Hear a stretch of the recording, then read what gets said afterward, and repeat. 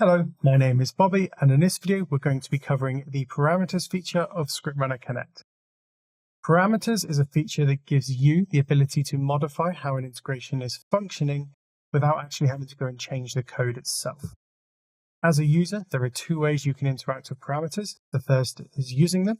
So for example, creating an integration from a provided template or changing the specifics of that integration in terms of how it functions by modifying the values in the parameter feature. The second is if you're building your own solution, you can define your own parameters and account for them in the code that you write, which gives either you or someone else the ability to change, modify, and maintain that integration moving forward without them having to go and either change or understand the code that you've written. For this particular video, we're going to be covering on the first half, the first option, which is using the parameters to modify how a template works. So, as you can see, we're logged into ScriptRunner Connect here. We're going to be looking at the ServiceNow to Jira Cloud sync template first. Obviously, that template is here, but I'm not going to create it from scratch because we want to get straight to the parameters feature.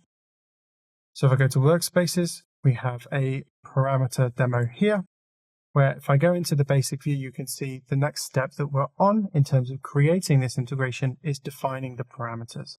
So when I select this option, we can see the parameters. The parameters in this particular template are divided into folders, and also you can do a search by key name to find a particular parameter if you know you want to change something specific. Some parameters will be defined as mandatory, so those have to be filled out before you can continue on with the setup guide.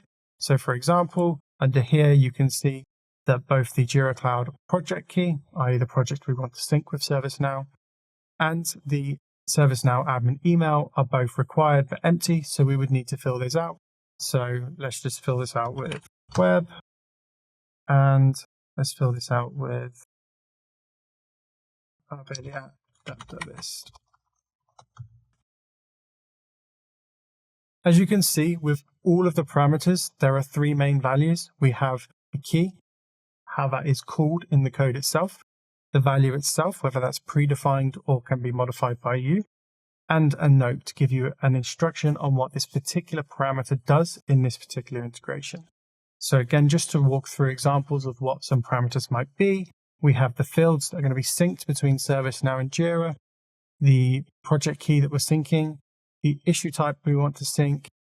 We define the email so that we don't create an infinite loop. You can see here, we have to define the email of the user whose credentials were used to authorize the connectors, because if we don't skip that user interacting with this particular integration, it will result in an infinite loop, and incident default description, so the description if there is no description to be used, along with other subcategories such as mapping, ServiceNow close note configuration, and custom field configurations. And you can always modify these. So for example, this is the default set of statuses in a Jira project. Most people are going to have more than this. I can go in here and I can add more mapping for what my status in Jira and what that necessarily translates to when it goes over to ServiceNow. So this is a way of parameters being used. We're going to leave this one and we're going to go to a separate template now. So this one here is keeping two Jira data center instances in sync. So again, you can see that I've gone through the steps and we are at the parameters stage. And again, it's all going to be very similar.